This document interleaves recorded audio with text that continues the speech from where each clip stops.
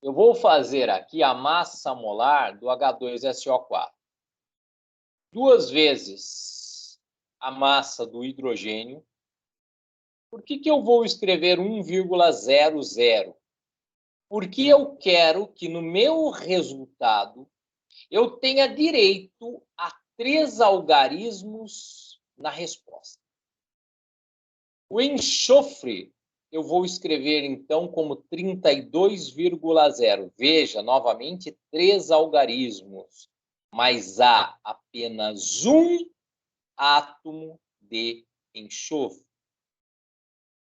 Veja que eu vou multiplicar por 4 o número de oxigênios, né? São 4 oxigênios.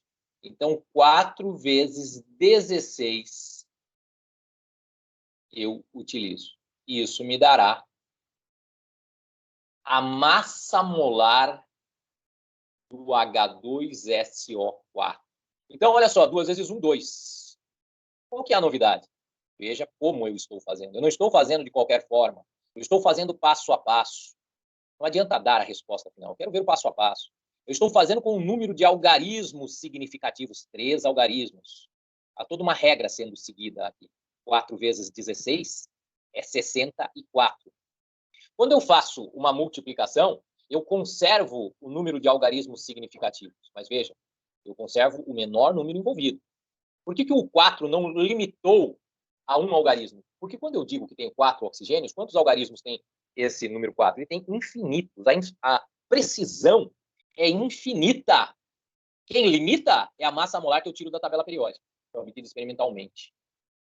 Fazendo-se essa soma, então eu chego ao que eu quero.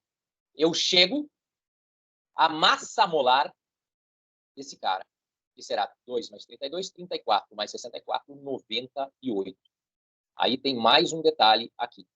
Eu não posso simplesmente dizer 98 e escrever o símbolo que eu quiser. Então, presta bem atenção. O símbolo de massa molar é M, não é MM. MM é o símbolo de massa molecular, a massa de uma única molécula. Agora, como nós já estamos no ponto de calcular massa molar, que nós devemos nos lembrar aqui que 1 mol não significa uma molécula. Isso é algo que você não pode se esquecer. 1 mol não quer dizer uma molécula. Mol não é sinônimo de molécula. Quando eu digo que eu tenho 1 mol, é porque eu tenho 6 vezes 10 elevado a 23 moléculas aproximadamente. Porque esse número de moléculas em 1 mol, ele na realidade é calculado pelos cientistas e cada vez tem mais casas. Assim, para o vestibular, o pessoal usa 6,023 vezes 10 elevado a 23. Mas na realidade não para em 6 vezes 6,023. Existem muitas casas quando você está numa pesquisa científica, você tem que utilizar. Mas quando nós estamos no início dos cálculos químicos, nós arredondamos para 6,02 vezes 10 elevado a 23. O que é esse número? É o chamado número de Avogadro. Número de Avogadro. Ok? Esse número é o número de unidades que eu encontro quando eu pego 1 mol. Se eu estiver falando de um elemento químico, né? Por exemplo, ferro. Se eu pegar 1 mol de átomos de ferro, eu terei 6,02 vezes 10 elevado a 23 átomos de ferro. Se eu estou falando de uma substância, se eu tiver 1 mol da substância água, eu terei 6,02 vezes 10 elevado a 23 moléculas de água. Então, a relação é sempre essa. É em cima disso que faremos todos os nossos cálculos. Isso que as lives sobre esse assunto serão curtas.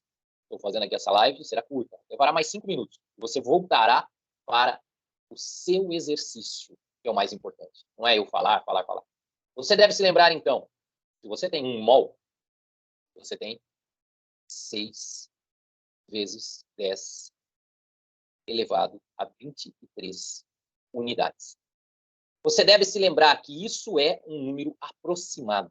Por que eu falo unidades? Porque nem tudo é feito de moléculas. Os metais, por exemplo, são feitos de átomos. As substâncias iônicas são feitas de íons.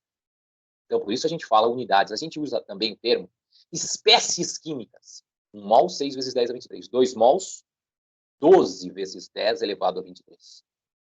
Se eu estou falando de moléculas de água, 1 mol de água tem 6 vezes 10 elevado a 23 moléculas de água.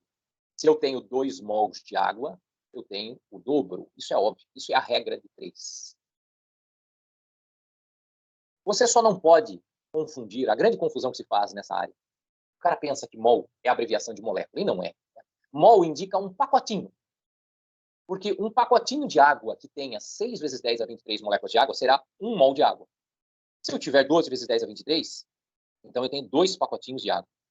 Então, os pacotinhos na química, se a gente contar quantas unidades tem ali, eles terão 6 vezes 10 elevado a 23 unidades, aproximadamente, repetindo o que eu já falei aqui. Então, olha só. A grande pergunta é, se eu pego o HCl, que é o ácido clorídrico, se eu quero pegar exatamente 1 mol desse camarada, o que eu preciso pegar? Porque eu não posso contar moléculas, né? Isso é inviável. Mas eu posso pensar o seguinte, se eu for na tabela periódica, eu tenho as massas de hidrogênio, que é 1,0, 00, aliás, e de cloro, que é 35,5. Com essas massas, fazendo-se a soma, eu chego num número. Esse número, 36,5, basta que eu coloque na frente dele o símbolo grama, melhor dizendo, gramas por mol, e eu chego na massa molar do HCl. Eu devo indicar M maiúsculo, HCl. Se essa é a massa molar do HCl, essa é a massa onde eu tenho 1 mol de HCl, e não de outra coisa. Você precisa entender que cada substância da natureza possui a sua massa molar.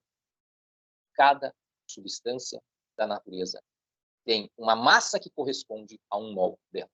E essas massas dificilmente baterão. Pode acontecer? Lógico que pode. Tantas coincidências na vida, como não pode haver a coincidência de átomos diferentes quando somam dar o mesmo número. Pode acontecer, mas sinceramente nem me lembro aqui de cabeça. Então, basicamente, cada substância na natureza tem uma massa molar diferente. É em cima disso que você tem que fazer os seus cálculos. Você quer saber quantos mols tem numa massa de HCl? Compare a massa molar com a massa que você tem. A massa molar tem 1 mol, a massa que você tem X mols. É uma regra de 3. Há uma proporção, certo? Se 36,5 gramas contém 1 mol, 365 gramas contém 10 mols. É uma proporção. Uma proporção. Cálculos da 6ª série do antigo 1º grau. Ou do 7º ano do chamado ensino fundamental moderno. Não mudou nada, né? No final das contas, as pessoas ainda chegam no 3º ano do médio sem saber a velha regra de 3. Os matemáticos não gostam mais desse nome, eles dizem que é uma proporção. Mas eles não podem deter a força da história. O termo ficou. Não tem como tirar da cabeça das pessoas. É regra de 3 por quê? Você tem 3 valores, calcula o quarto, né? Gente, todos os cálculos que a gente vai fazer nessa matéria são uma regra de 3. E se eu falar assim para você, se eu tiver 2 mols de uma substância, quantas moléculas eu tenho? Aí você pensa, 1 mol tem 6 vezes 10 elevado a 23 moléculas, 2 mols tem o dobro, como nós já falamos aqui. Mas é uma regra de 3. É respirar fundo, olhar qual é a relação envolvida e aplicar a regra de 3. Se eu disser para você, 365 gramas de HCl tem quantas moléculas? Então, para facilitar o seu raciocínio, pense, 36,5 gramas tem 1 mol. 365 tem 10 mols. E aí você parte para outra regra de 3. Se cada mol tem 6 vezes 10 a 23 moléculas, 10 mols terá 60 vezes 10 a 23 moléculas. O que eu devo escrever? 6 vezes 10 elevado a 24 moléculas.